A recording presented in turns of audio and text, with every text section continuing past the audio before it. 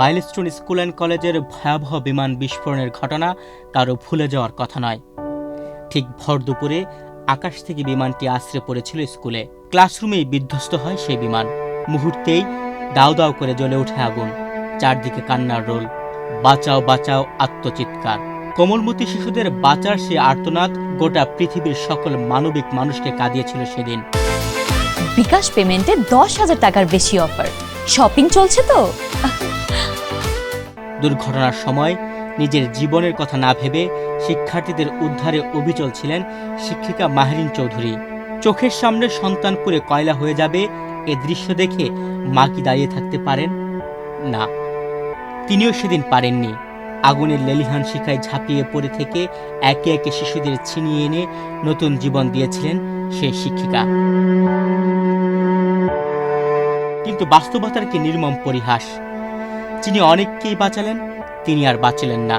সন্তানদের বাঁচিয়ে তিনি সবাইকে কাঁদিয়ে না ফেরার দেশে চলে গেলেন। বিমান দুর্ঘটনার পর শিশুদের বাঁচিয়ে শিক্ষিকার চলে যাওয়ার বিরল এই ঘটনাটিও বিশ্ববিবেককে সেদিন অনেক বেশি নাড়া দিয়েছিল। বিশ্বজুড়ে মানবিকতার এক অনন্য দৃষ্টান্ত স্থাপন করা সেই শিক্ষিকা এবার পেতে যাচ্ছেন রাষ্ট্রের সর্বোচ্চ সম্মাননা স্বাধীনতা পদক। জাতীয় পর্যায়ে গৌরবোজ্জ্বল ও কৃতিত্বপূর্ণ অবদানের স্বীকৃতি স্বরূপ এবছর স্বাধীনতা পুরস্কারের জন্য শিক্ষক মাহরিন চৌধুরীর নাম ঘোষণা করা হয়েছে। 5 মার্চ বৃহস্পতিবার মন্ত্রিপরিষদ বিভাগের অতিরিক্ত সচিব মোহাম্মদ হুমায়ুন কবিরের সই করা এক বিজ্ঞপ্তিতে তার নাম ঘোষণা করা হয়েছে। গত বছরের 21 জুলাই দুপুর 1:30টার সময় বিমান বাহিনীর এক যুদ্ধ বিমান বিধ্বস্ত হয়ে আছড়ে পড়ে উত্তরের মাইলস্টোন স্কুল অ্যান্ড কলেজের উপর। হঠাৎ বিকট শব্দে কেঁপে ওঠে পুরো এলাকা। মুহূর্তে আগুন, ধোঁয়া আর চিৎকারে এলোমেলো হয়ে যায় সবকিছু। বিমান বাহিনীর FT-7 BGI যুদ্ধ বিমানটি স্কুল চত্বরের একটি দোতলা ভবনে বিধ্বস্ত হয়। প্রশিক্ষণের কাজে ব্যবহৃত চীনের তৈরি যুদ্ধ বিমানটি যান্ত্রিক ত্রুটির কারণে উত্তরার ওই স্কুল ভবনে আছড়ে পড়েছিল বলে তদন্তে উঠে আসে। বিমান বিধ্বস্ত হওয়ার পরপরই আগুন ধরে যায় স্কুল ভবনে। যখন দগ্ধ শিশুদের আর্তনাদ, সন্তানদের খোঁজে পাগল প্রায় মা বাবা ও স্বজনদের আহাজারিতে ভারী হয়ে ওঠে চারপাশ, তখন নিজের জীবনের মায়া ত্যাগ করে শিশু শিক্ষার্থীদের বাঁচানোর জন্য আগুন আর ধোঁয়ার কুণ্ডলিতে ঝাঁপিয়ে পড়েন মাইলস্টোনের শিক্ষক মাহরিন চৌধুরী। একে একে উদ্ধার করেন 20 থেকে 25 জন শিশু শিক্ষার্থীকে। উদ্ধারের সময় দ্বিতীয়বার বিস্ফোরণ হয় মাইলস্টোনে আছড়ে পড়া যুদ্ধ বিমানটি। এরপর দগ্ধ হন মাহরিন চৌধুরী।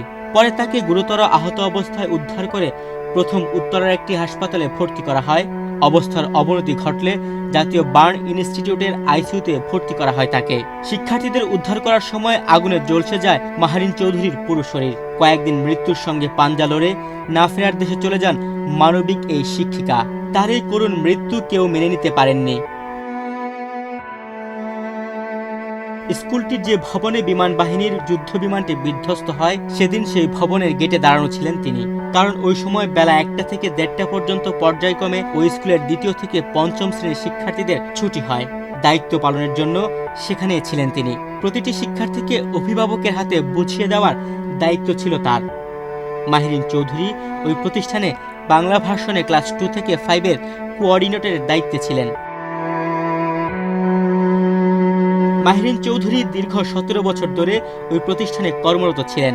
শিক্ষক হিসেবে যোগদান করে পদোন্নতি পেয়ে সবশেষ কোঅর্ডিনেটর হয়েছিলেন। তার স্বাধীনতা পদক পাওয়ার ঘোষণায় মাইলস্টোনের শিক্ষার্থীরা সন্তুষ্টি প্রকাশ করেছেন। অনেকেই সামাজিক যোগাযোগ মাধ্যমে স্ট্যাটাস দিয়ে স্মরণ করিয়ে দিচ্ছেন বিমান দুর্ঘটনার দিন কিভাবে আগুনের ঝাঁপ দিয়ে শিশুদের মৃত্যুর হাত থেকে রক্ষা করেছিলেন মাহরিন।